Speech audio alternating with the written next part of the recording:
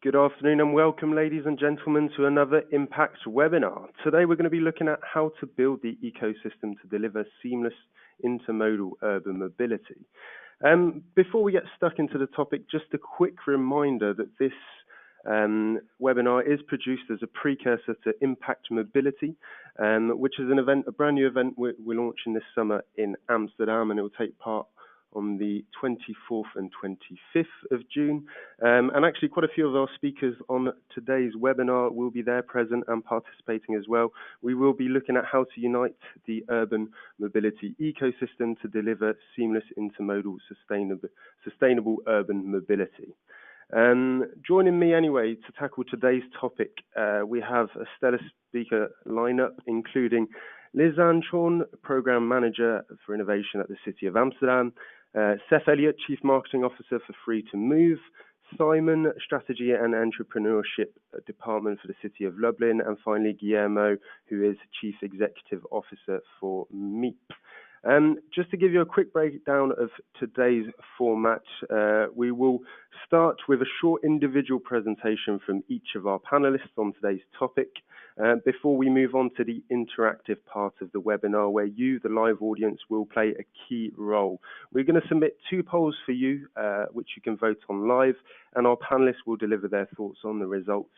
And finally, at the very end of the session, we will be taking some key questions from you, the audience, that we will be asking to our panelists. You can answer questions through the GoToWebinar tab, which will be on the right of your screen. There's a little drop down for questions. So please be active in doing so throughout the webinar, and we will select the very best of those questions and deliver them to our speakers today. Finally, we will be sending out the recording of the webinar within a week, so please do check your inbox or your junk mail. If not, you're able to email me directly. But without further ado, let's get today's session underway. And I'd like to introduce our first speaker, who's Lisanne, Program Manager for the City of Amsterdam. Lisanne, the floor is yours. You should receive your screen prompt, and we will be able to see your screen shortly.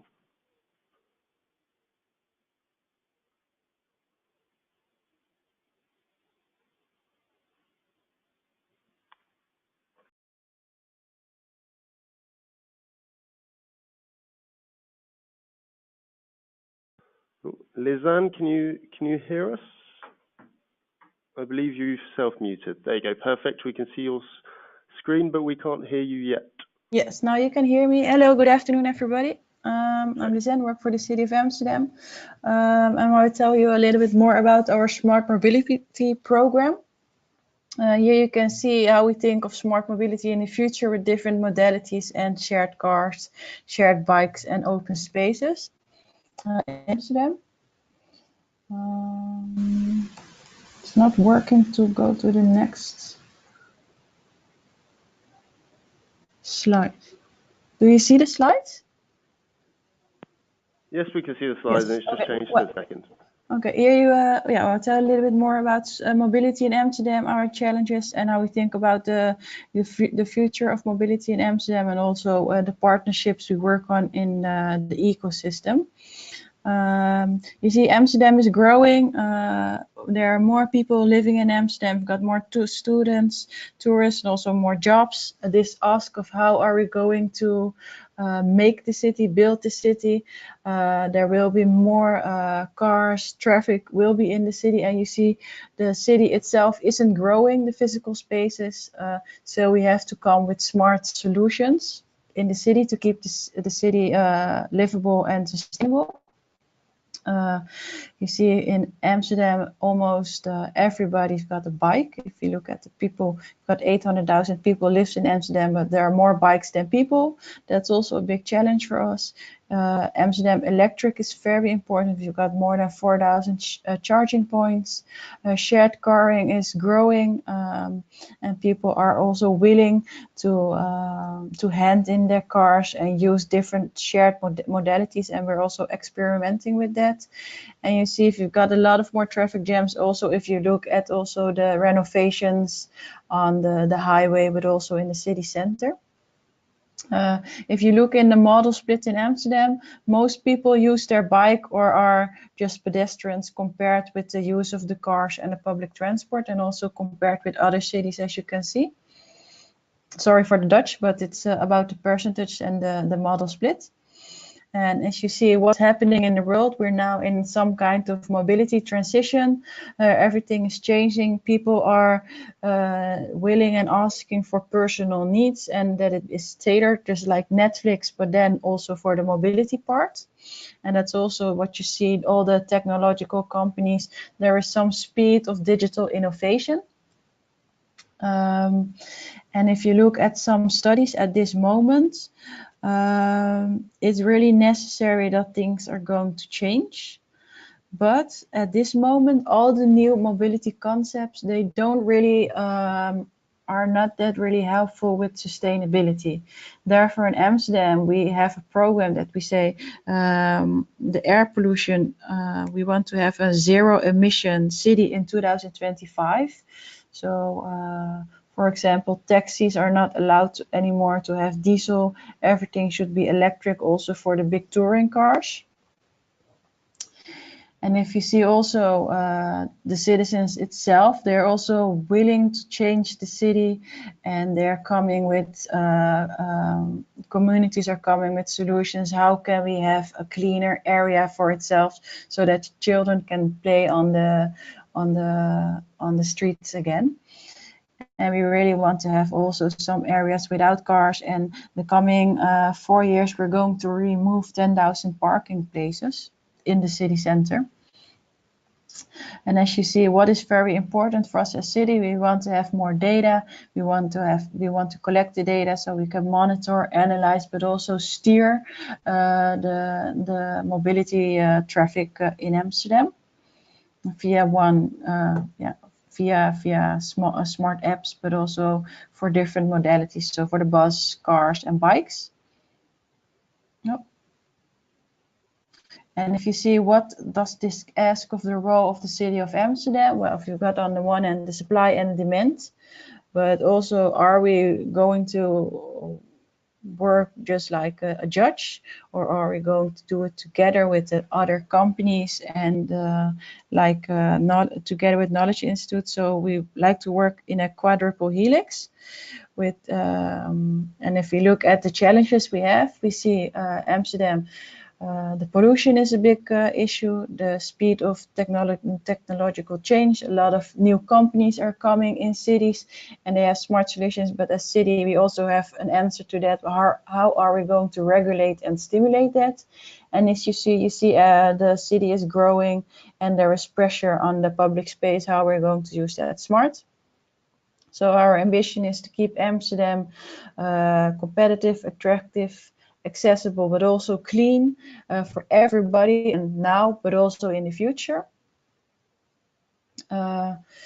Well, therefore we have our agenda. So we are in transition, and we see this now as a big moment. So therefore we say the data is important. Therefore we ask the organization to be ready. We are going to collect the data, monitor it, but also we really would like to test with new applications and with new partners. How are we going to use the data on a smart way? And how can we be in control to keep the city livable? So we're building an infrastructure, and we're thinking about policy that enables the interoperability, the competition of innovation, but also we have to keep in mind how are we going to secure and guarantee the privacy of the citizens. So it's really the responsibility of the city itself. It's also important to have some kind of feedback loop and reflect on what are we doing and why are we going to do it, and how are we going to improve the traffic in the city. So therefore we also work with Knowledge Institute on research on that. Some slides are missing. I'm going to switch to another. Sorry.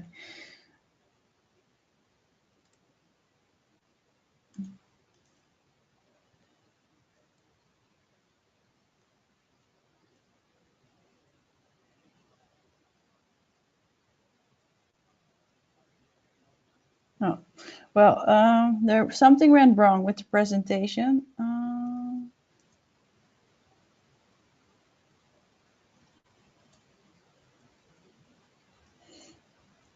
Mm,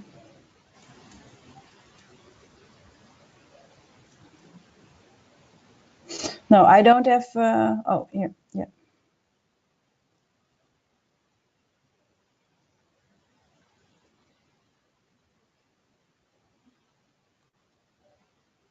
So you see, this is how the ecosystem works. We say we are a government, we have companies, we've got knowledge institutes, we've got citizens, and all together we work together on smart solutions to make the city more sustainable and attractive, but also good connected. So this is my presentation, short presentation about Amsterdam, our challenges, and how we're going to work the coming years on smart mobility.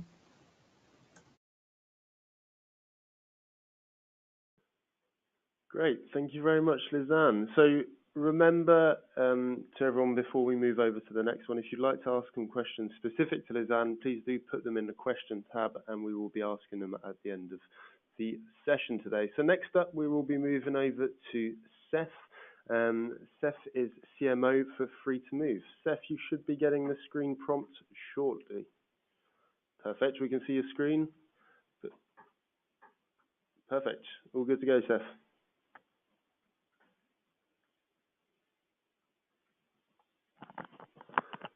However, we can't hear you at the moment, Seth.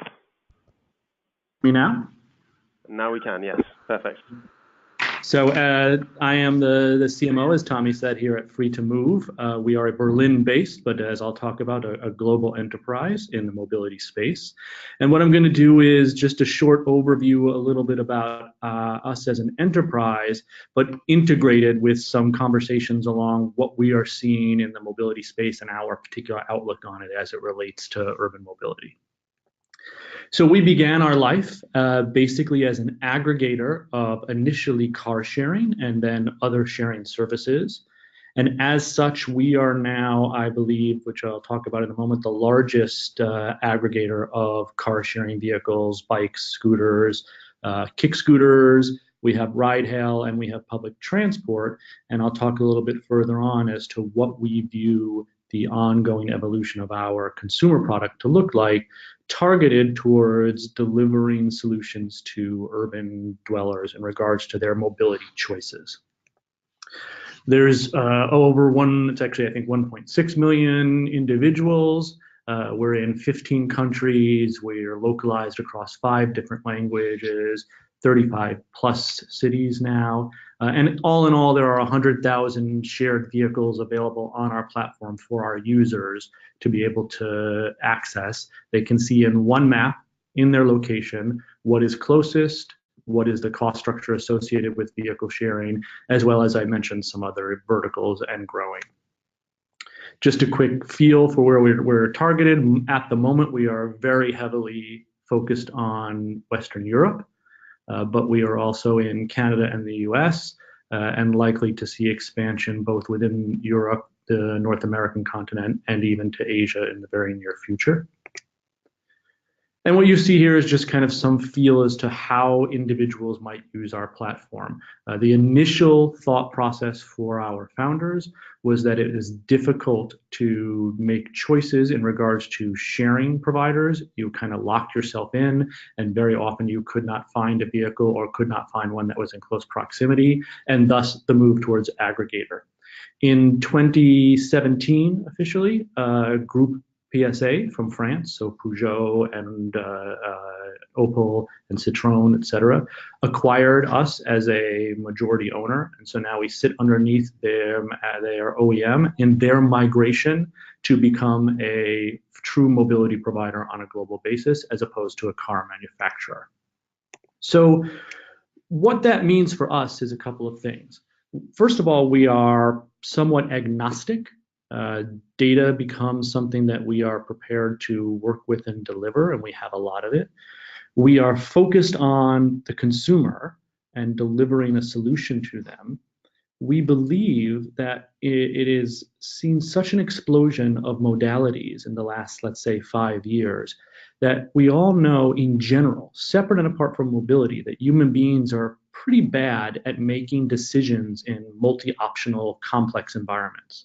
And so we think that the first key piece of this is to provide what amounts to a mobility assistant designed to help people make more effective decisions about comparative modalities and intermodalities based on their preferences. So before we even talk about mobility as a service, which today tends to generally mean bundles and structures for how someone might decide to subscribe to move around a city, we think first is delivering the ability to make those choices, to be aware of those choices in an effective fashion. And that's where our consumer product is moving towards, a complete vertical integrated solution across all of the modalities extant in a city in order to allow people to make a choice by preference, whether that is proximity, duration, cost, environmental sustainability, or other choices as to how they move about the city, and then to provide them on an ongoing basis active alerts and using machine learning, some predictive analysis as to how best to do that.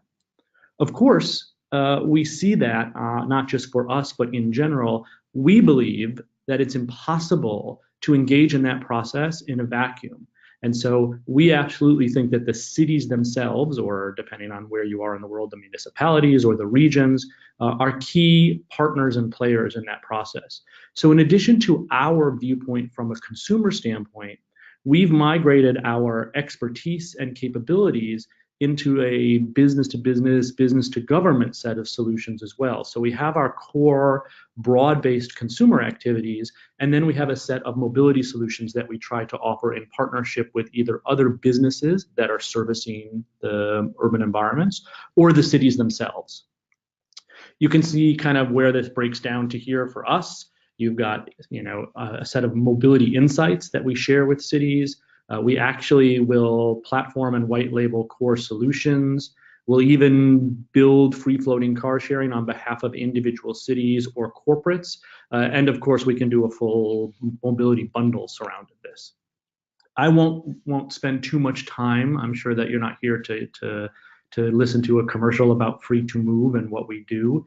But in general, we have a great deal of data, both primary and secondary, that we aggregate, and we can provide this to both individual cities or individual companies on a basis that is designed to surface insights as well as raw data, depending on who the client is, in order to effectively deliver a more facile, either mobility as a service or generalized urban environment from a mobility standpoint.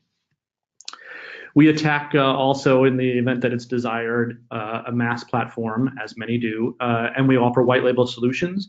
These can be customized branded solutions. They can be a complete integration with the core consumer free-to-move aggregation platform that we already have extant. And we can layer these new mobility services on a first last mile connectivity basis, and then design the data flows to try and work with the particular clients, especially cities, to focus on outcome incentives, perhaps increasing public transit usage, or perhaps to move towards less equitable environments in order to make sure that the appropriate sectors are being serviced from a mobility standpoint. We also offer a complete API utilizing our core platform and build custom applications on top of it. And then of course, this gets all kind of combined into a mobility bundle for cities that we work with, designed to assess, monitor, and integrate the various core mobility and micro mobility options. So it's not so much that I think it's important that you know exactly what we do from a commercial standpoint, so much as that you understand where our expertise lies, and therefore why someone like me is on this webinar to deliver a set of perspectives about where mobility is going. It's clear that there's a movement towards, obviously, mass, that there has been for some time. We believe that there is an increasing breakdown between gated and non-gated systems based off of the enterprises. And I can't emphasize enough that even as a consumer platform, we don't believe that it's reasonable to try and deliver a true value solution to those people moving about an urban environment without working in a collective and cooperative manner with the urban environment itself. So in other words, the cities. I think that probably gives a little bit of a background about who we are and what our perspective is. And then, of course, I'm more than happy to provide any answers to specific questions that may arise. Great. Thanks a lot, Seth. I can already see some questions coming in from Free to Move.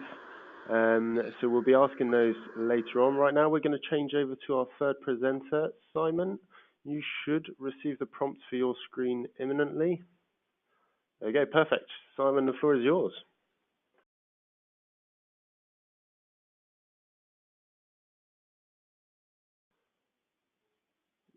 However, Simon, we can't hear you right now. I think you're self-muted.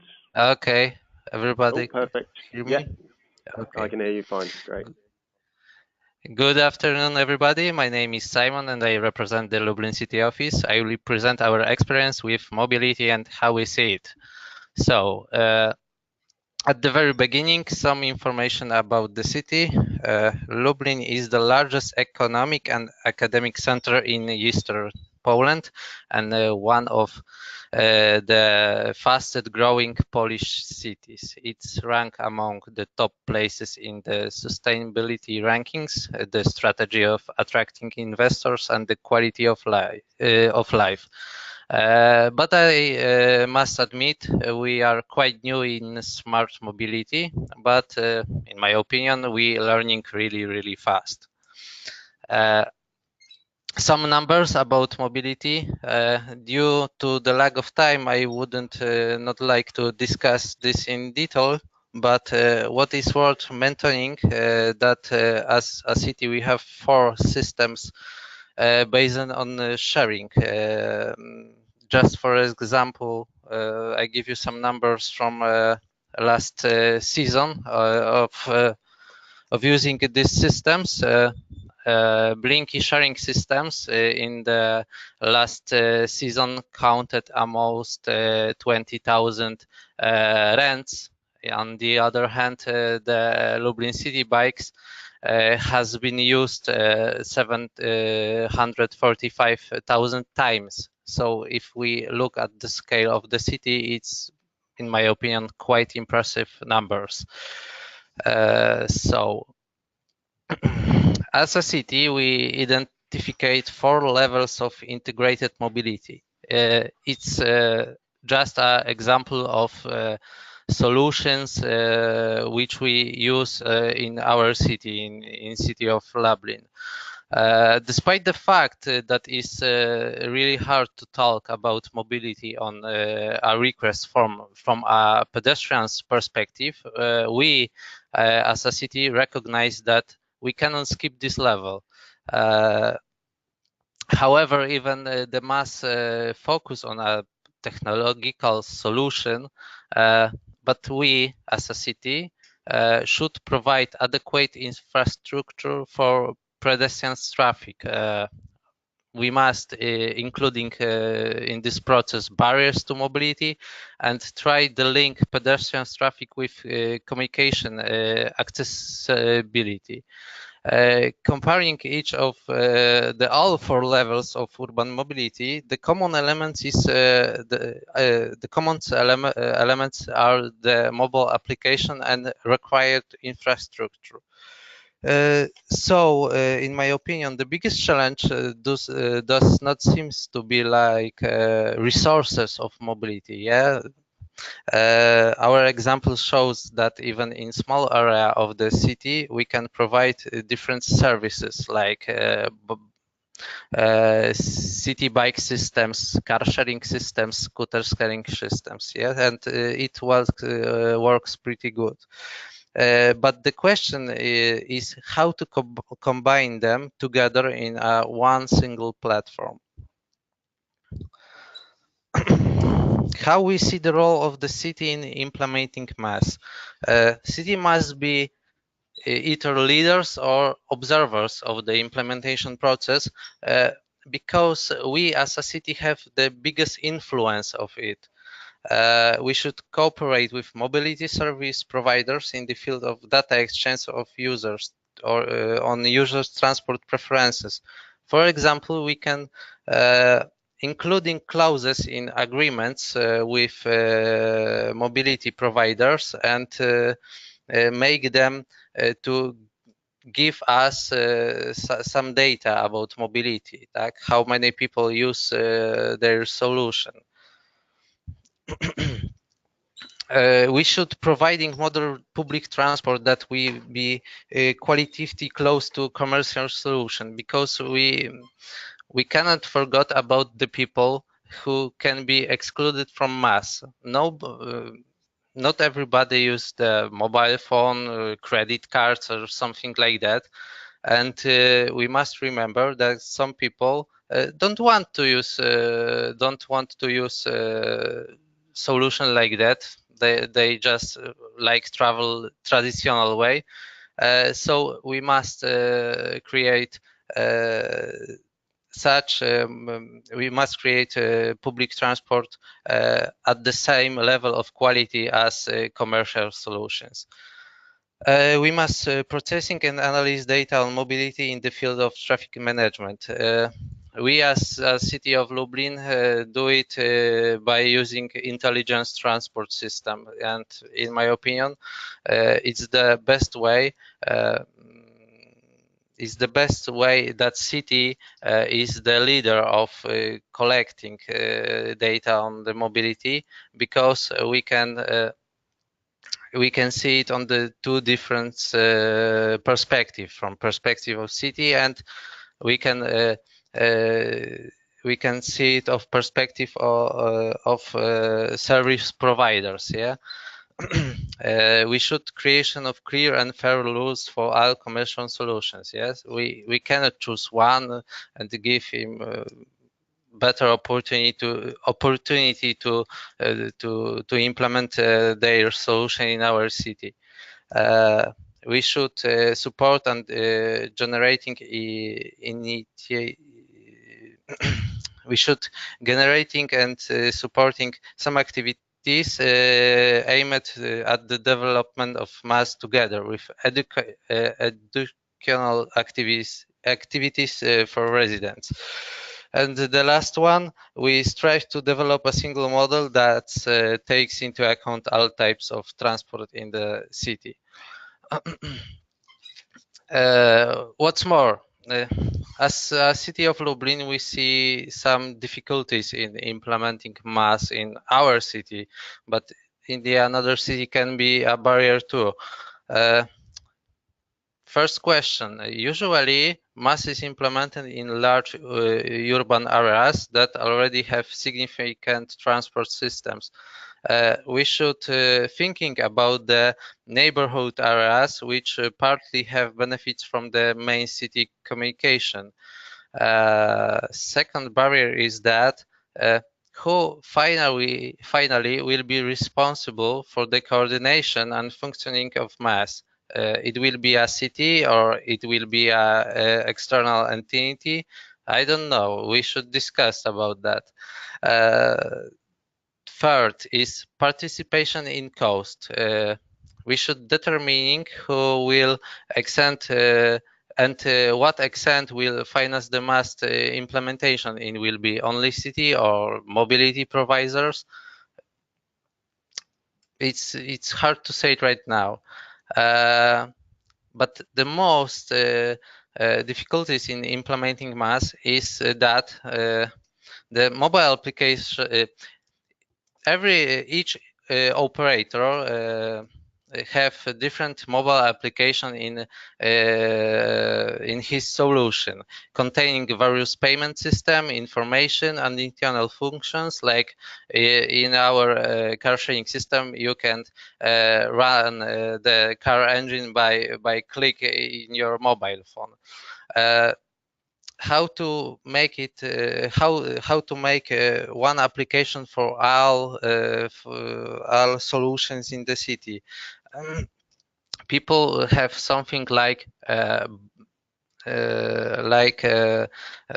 brand identification. Yes, okay, I go for example, Lublin bike system stack. I search in Google Play Lublin bike system application. I don't want to looking something another. maybe he doesn't even know about others application. He recognizes the name of application and use it, and this is the problem.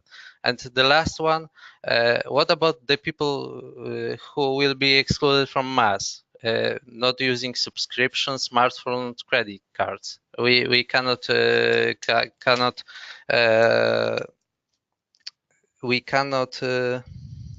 forget about them. Our recommendation is from us is that cities should support the purchase of greener, less emitting cars. For example, we as a city of Lublin making free parking zone for electric and hybrid cars. And after that, we already have a signal from one guy who have car sharing system in Poland, and he implementing his solution in the city of Lublin 2 months ago. So one simple solution, yes, and less cost, and we get it. We get a car sharing system in our city. In our perspective, mass is a complex process, so we need to start building in based on small components and examine the results of their implementation. Cities should ensure that the transparency of transport data on the administration, residents, and service provider line is clear. And the mentality of people has not changed to a large extent yet. Therefore, we should take care of their educational aspects and the actions informing about the benefits of mass. And the conclusion, varied types of transport should be complementary to each other and should not exclude the public transport because of people which can be excluded from mass, I talking about before.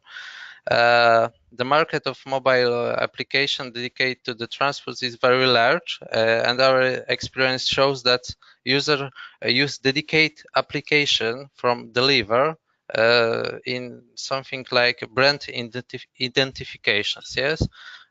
City and regional authorities need to be involved in development of policy around mass at UA and national level through new models of governments and with public sector leadership to avoid environmental, economic and social dysfunction. Thank you very much. Great, thank you, Simon. And finally, we're going to move on to our final presenter before we go to the interactive poll questions with the audience. Guillermo, do you have the screen prompt? Perfect. So Guillermo is CEO of MEEP, and Guillermo, take it away. Yeah. Hi. Hi, everyone. Just trying to.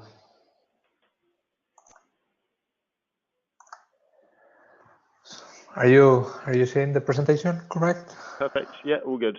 Yeah. Okay. Well, thank you everyone for attending the webinar, and I'm going to talk a little bit about MEEP.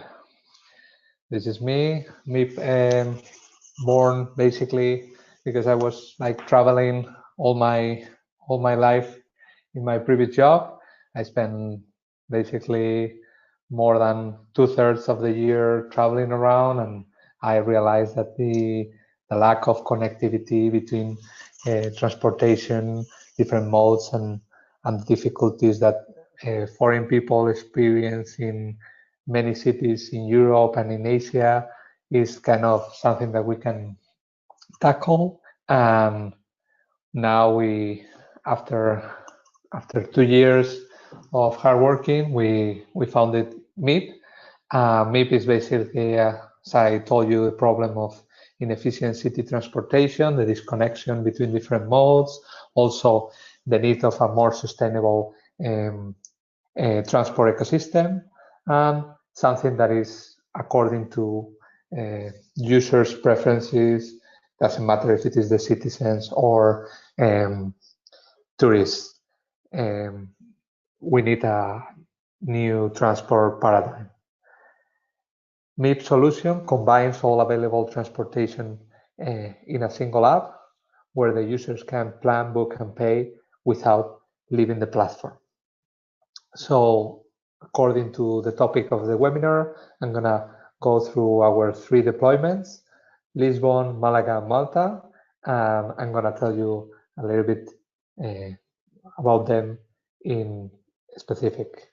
In Lisbon, we have a journey planner. We have integrated all the available modes in the city from public transportation. We believe that is the backbone of every transport ecosystem, and it's not only the most sustainable way of moving around, but also the most efficient in terms of amount of people that it can move.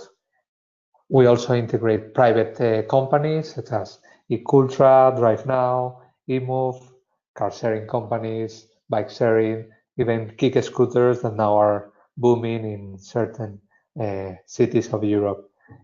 We create smart routes according to user preferences, so anyone can select their preferences according to an equalizer. So they will show in the MIP tab, which is unique to each user. And we also have the 3 other versions that are, for us, the most convenient to move around: cheapest, fastest, or greenest. In Malaga, the deployment has been like also according to more or less what other people said in the webinar, a joint effort between the local authority, the town hall, Malaga's town hall, and the EMT, that is the public bus company. And we have created basically an app where all the people, besides the journey planner that also is available in Malaga, you can see all the available modes divided in 3 categories: transit, on demand, and rate and sharing options. And it's another key part of a mobility as a service platform, we believe, is the how we deal with the information. We divided the static information and dynamic information, and we help in collaboration with the EMT, that is the public bus company, to improve their system in terms of the GTFS files that they are giving to Google Translate, and also improving the real-time information system, which I think is a key point in mobility as a service. In the last deployment that I want to talk to you about is the Malta, that we managed to get full integration, where some of the companies, like for example this motor sharing company called iScoot, is the users, Malta users, can pay through our app without going to their app, and they can also register on our app and be able to do all the trips and the rides without leaving the app.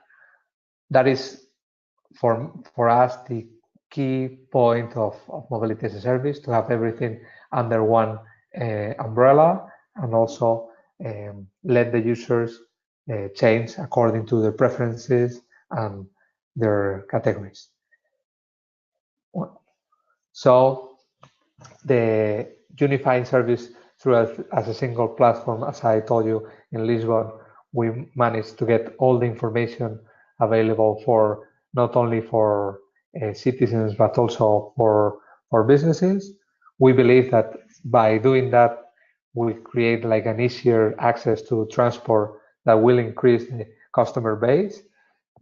So maybe not so clear on the public side, because they have like a huge customer base, but we have seen that the most beneficial side of this is the small transport companies that are getting a lot of customers from the public side.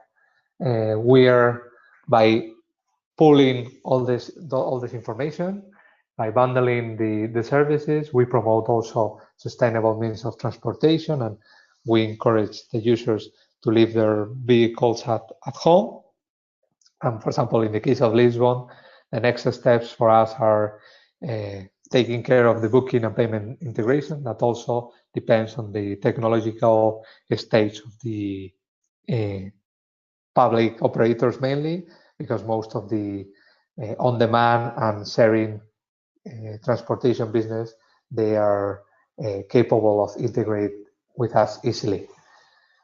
So in the case of Malta, as I told you before, we kind of improve the GTFS files towards a more accurate information-wise file, which is the real-time, that incorporates the real-time information. We believe that better quality information helps users to have more confidence in their results. So therefore, they use more the public transportation. And there is, we have seen certain barriers of that. That is basically the state of technology of some operators and the higher maintenance cost that could be a result of this more accurate information system. And in the case of Malaga, well, we, by working extremely close with the government and the local authorities, we managed to be part of their app, the public bus app. So everyone that has their previous app now has our own system. So also, I think it's nice for the people that are not so into the technology, that they can, with their traditional app that they are using, they can also see and have all the new available options. So this is for us everything. Thank you very much for listening, and if you have any questions, I'll be happy to answer them. Great. Thank you very much, Guillermo. So we're going to move on to the next part of our webinar, which is going to be around, well, the interactive part where I'm going to put some polls to you, the audience listening in live. You'll get to have your say and vote, and then we will put the results to our speakers, see what they thought about the questions themselves, and see what they thought about the results. So the polls should be coming up on your screen now. With the first poll being, what do you see as being the main barrier to intermodal mobility? We've got partnerships and collaboration, integration of tech and data, payments, changing consumer transportation habits, or other. I can see some votes coming in. I will give them a little bit more time before I publish them.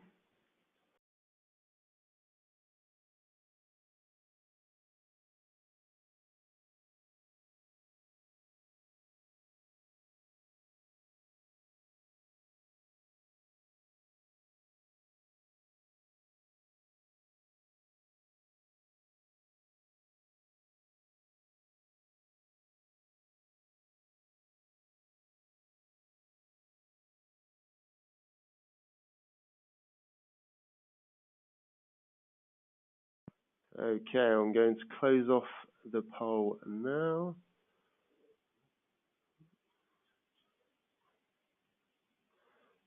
And I'm sharing the results. So, fairly convincingly, partnerships and collaboration seem to be at the top. I'm just going to quickly ask our speakers just to comment very quickly on what they think. We'll maybe start in the same order as we went for the presentations. Lizanne, any surprises here? What were your thoughts on the poll itself? Not really of a surprise. Yeah.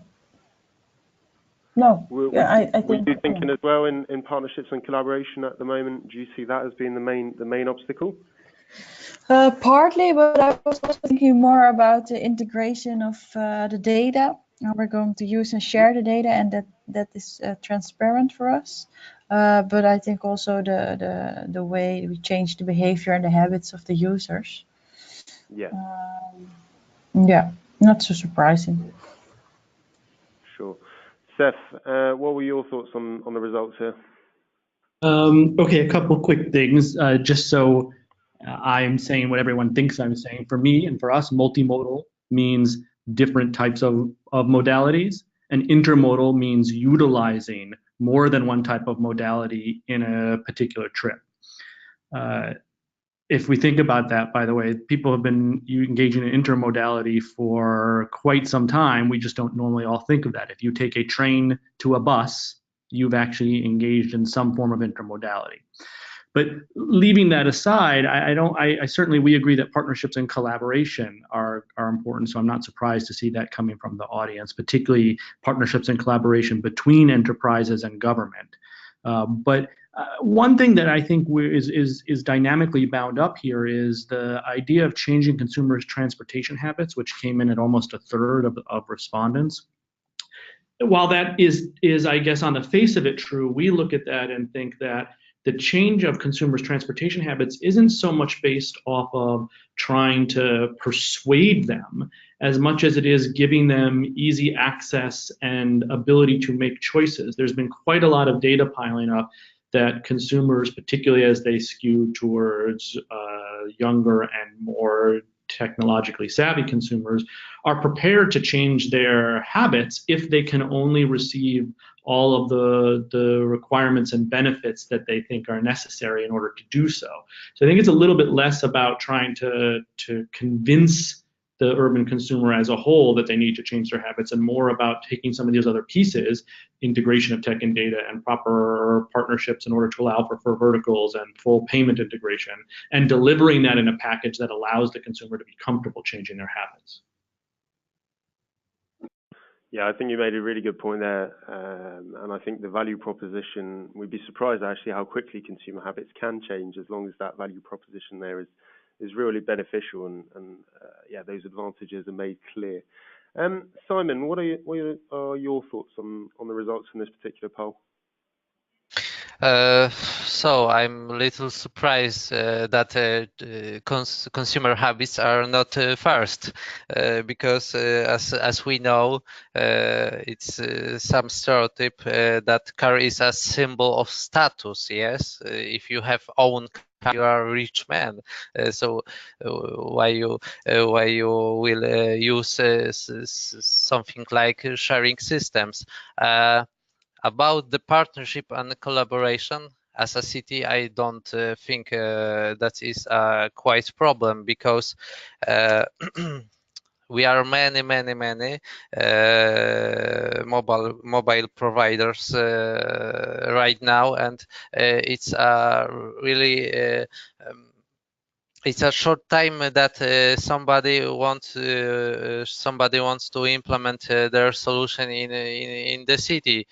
And we always, as a city, we as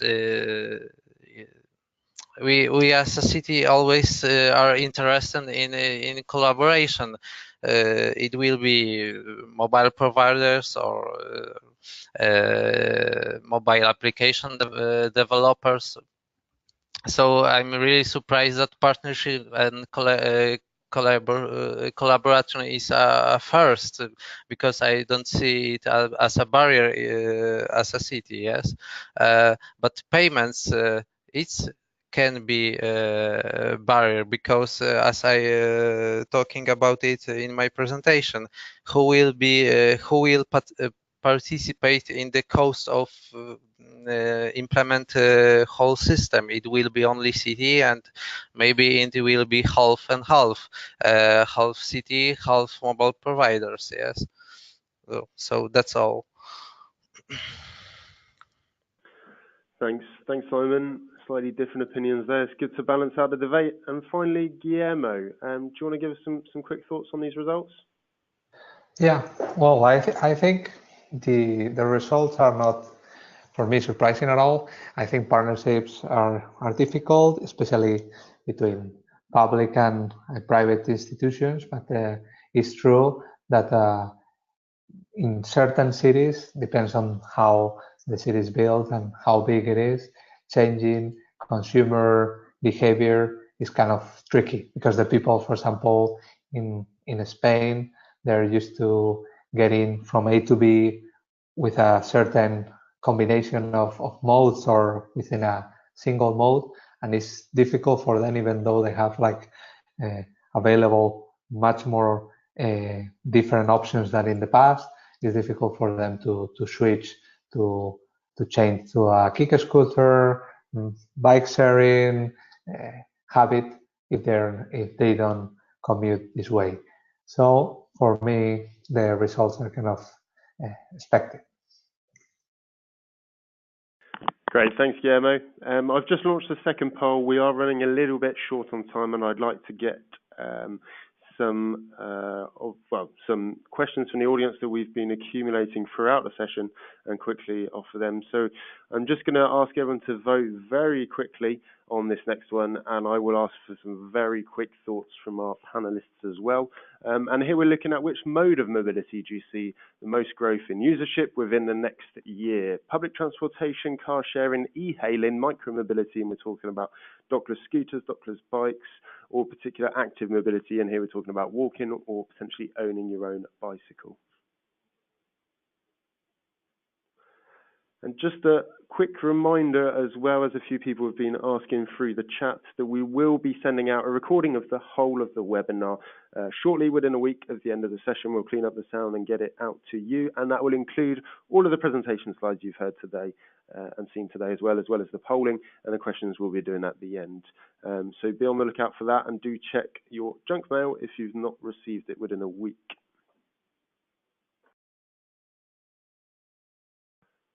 Okay, I'm going to close the polling very shortly, and I'm going to ask again in the same order, starting with Lizanne. Very quick thoughts so that we can move on to the audience questions. So these are the results we had in with micromobility being the clear winner with over 50% of the audience voting there, and then split really between car sharing, public transportation, a bit of active mobility, e-hailing not being counted really in the growth there. Lizanne, quick thoughts on this? Did this make sense to you? Was this what you were expecting?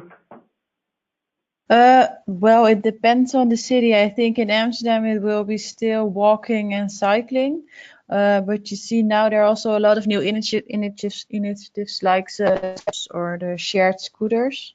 But I think it depends on the city and the space that is available. Yeah, no, it makes sense. And I think if it wasn't cycling in Amsterdam, then something would be wrong.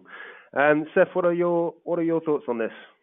I mean, the results aren't surprising, and I can understand it. I will put one caveat, which is this really plays into how do cities collaborate with operators. Sure, it makes sense that micromobility will explode, but we've already seen some pullbacks in various urban environments, and if the providers and the cities don't collaborate in a fashion that makes sense, this ongoing growth of micromobility would be significantly impaired. So I think also that this poll tells us that obviously the audience is very deeply integrated into the mobility space, and so it's not a surprise that we would all see this as upwards of 50%.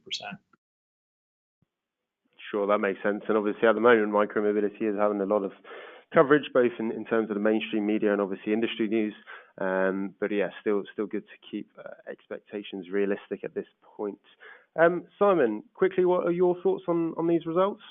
I'm not surprised. The micromobility will grow a lot in next years. I see it in our city when we counted almost 20,000 rents in first season of our scooter sharing systems. But the truth is that what the big cities implemented in their cities, it will be duplicated by the little one cities. So that's all. Thanks, Simon. And finally, Guillermo.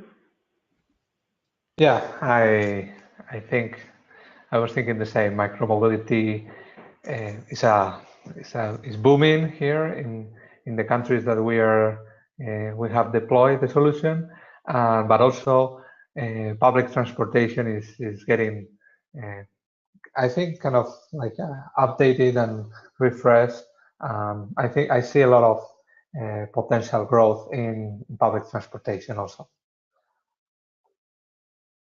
Perfect. Thanks, Guillermo. We are running a little bit short on time, but I do want to make sure that we ask at least one question from the audience before I bring this to conclusion. I will, however, submit the rest of the questions to the panelists as well, and they are able to reach out to you after the webinar itself if they would like to get in touch on a particular question you've asked. But the question I'd like to move forwards with, and this one seems to be relevant for all of our panelists, and is, can there be one system for mass being mobility as a service for all of the cities in Europe? Now every city is building its own system. How feasible is that? Seth, you expressed some interest in taking this one. Do you want to start us off? Yeah, sure. So I'll go on record 100% saying no way. Absolutely not. There cannot be one mass system for all the cities in Europe. Not because it's not technologically feasible. I just don't see the patchwork of the combination of individual cities and individual enterprises combining in some fashion to offer this one uniform option.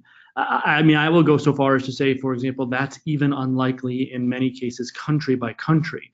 I have real questions whether or not you could deliver one single mass app for all of Germany, as an example. We see this all the time. There's unsurprisingly a great deal of proprietary feeling about the users and the data associated with that, and the unwillingness to give that up. We try to address that challenge by kind of maybe co-sharing, let's call it, the users, by delivering platforms or systems for cities, governments, or partners that also allow value to the user. But I don't see that this is likely to happen in any real meaningful fashion, even though it could technologically be done. Thanks, Seth. Pretty categorical answer there. Lizanne, what are your thoughts? Is there even a possibility of one system to rule them all across Europe? I don't think it's possible, also because there are different needs, and also the habits in every city is different. But I think also the legal parts are different in cities. And for example, at this moment, shared bikes are not allowed in Amsterdam. So no, I don't think there will be one mass system for in Europe or in the world. Yeah, sure. No, and I think a lot of what we talked about today is as well understanding cities and working with them in that collaboration and that approach that yeah, one mold's probably not going to be able to fit them all. We've heard two of our panelists. We should probably still hear out the thoughts of our other two. Simon, what do you think about one system? Is it feasible in your opinion? I agree with Lizen. No way that we can have one system in Europe because of the law, because of the jurisdiction, because of the every city collects the data about the mobility in such different ways and have such different solution in their place. So I cannot even imagine how to do that in technological way or it jurisdiction way. So that's all. Makes sense, Simon. And finally, Guillermo, your thoughts on this? Obviously, you're working across several cities. Do you want to give us some insights? Yeah, well, I think it's kind of difficult, the idea of have only one platform, but I hope that in the future there will be interoperability between platforms, so you can like move your data easily to free to move in this case, or from us to them, or to them to us, and the people can experience more or less the same feeling of mobility as a service in every city that they travel. Yeah, sure. Potentially not one platform to match them all. However, strong interoperability between the different systems would be, I'm sure, beneficial moving forwards. Unfortunately, we're slightly over time, and that's all we're going to have time for today. Just a quick reminder, we will be sending out the webinar recording, including the visuals, so the slides of our presenters and the polls we've done as well, within a week of today once we've had time to clean up the sound. So do look out for that, and please do share it with anyone you think would be interested in the topic itself. And one final reminder, This webinar has been produced as a precursor for Impact Mobility, which will take place, as you can see on your screens, on the 24th and 25th of June in Amsterdam. And actually, quite a few of our speakers today will be joining us on site to deliver their insights. So if you'd like to come and hear from them again, as well as meet them personally, then do find out more. You can find the link to the website on your screen there. Or you can send me an email if you're interested in finding out more or getting involved. My email is twilson@impactconf, all one word.com. But without further ado, I'm going to bring this session to a close. I'd really like to thank you all for coming in and listening in live, as well as our four presenters and panelists today. Guillermo from Meep, Lizanne from the City of Amsterdam, Stefan Free2Move, and Simon from the City of Lublin. Thank you very much for joining us today, and I hope that everybody has a good rest of their Wednesday and a good end to their week. Thanks, Cheers, Tommy. Thank you. Bye. Bye. Bye.